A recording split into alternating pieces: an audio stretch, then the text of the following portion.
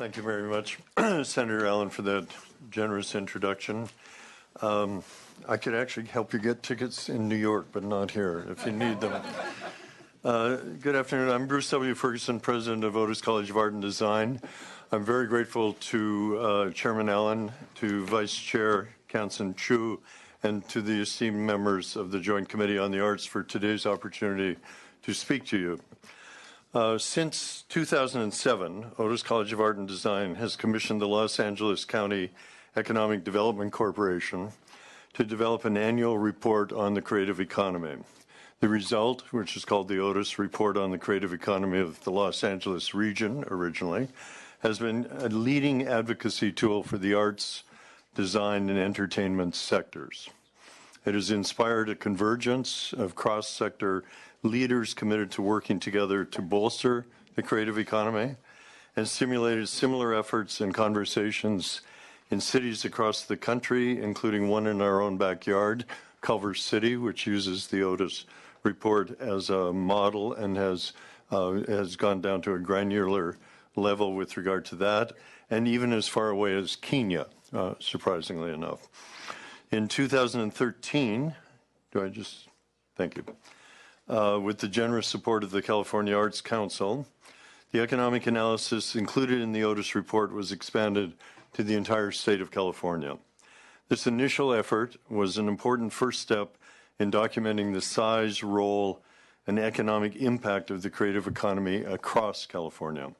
And the 2015 Otis report on the creative economy is the third annual study and again provides powerful and persuasive evidence of the enormous fiscal impact of the creative industries in California. The report focuses on 11 creative sectors, mostly related to art design, entertainment, and art education. We measure the direct, indirect, and induced economic impact of these sectors, something that Kimberly will flesh out in a few minutes, in terms of jobs, payroll, economic output, as well as state and local taxes generated as a result of these activities. The research is comprehensive, covering for-profit firms, philanthropic and non-profit organizations, educational entities such as our own, and independent contractors, because many who work in the creative industries are self-employed freelancers. The statewide data demonstrates the compelling power of our creative economy. Across California, with a total of 1.6 million workers, the creative sectors accounted for 11.9% of all wage and salary employment and contributed 9.4% of California's gross state product in 2014. Now, what does this mean? This means, on average, the creative economy in California accounted for 1 in 8 payroll jobs and $1 out of every $12 generated in the state. The creative economy is a powerful and persuasive across the state, and the Otis report puts real numbers to this creativity. So what is the economic impact of creativity? Here are a few highlights, which then will be fleshed out, as I say, in the next reports about California's creative economy. The creative industry output totaled $374.5 billion, direct, indirect, and induced. The creative industry generated 1.6 million jobs, direct, indirect, and induced, and those wage and salary workers earned $123.6 billion in total labor income. Property taxes, state and local personal income taxes, and sales taxes generated directly and indirectly by the creative industries were $15.5 billion across all California. The largest direct job counts in California's creative sector were entertainment, 166,300, publishing and printing, 144,400, and fashion, 120,800. So together, these three industries accounted for nearly 60% of direct creative industry employment in California. Creative occupations often require high levels of education or skills training. Of the 80 creative occupations identified for this report, 38 required a bachelor's degree or higher. So that's essentially one half. Regional snapshots. New to this year's report and mentioned by Senator Allen are regional snapshots, each detailing the creative economies of 8 other regions in California, of 8 regions in California in total.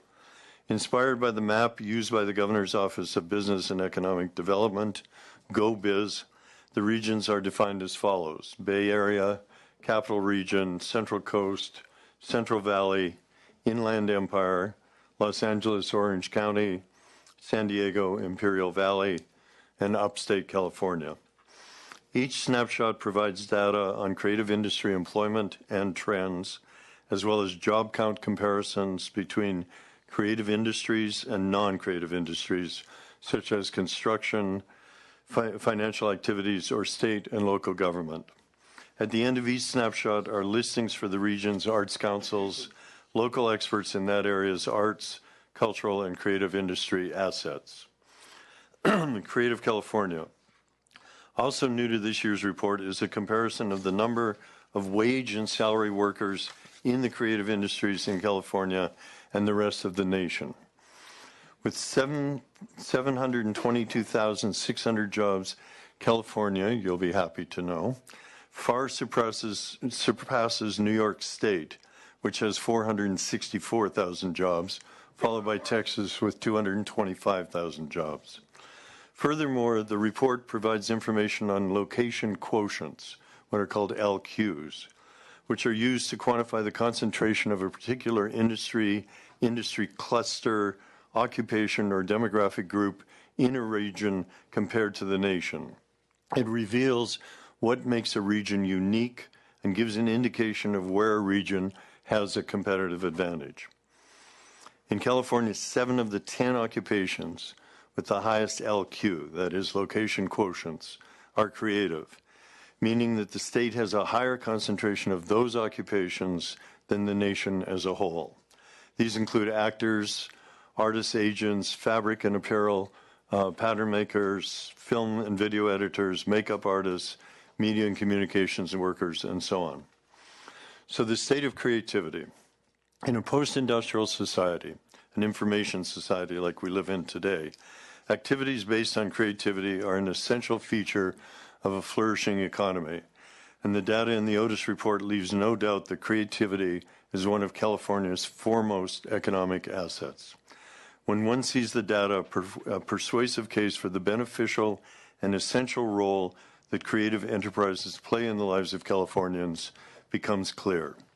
It is my hope that cities and counties throughout California can leverage the Otis report to encourage further investments in the arts education, economic development, and cultural planning. Thank you very much.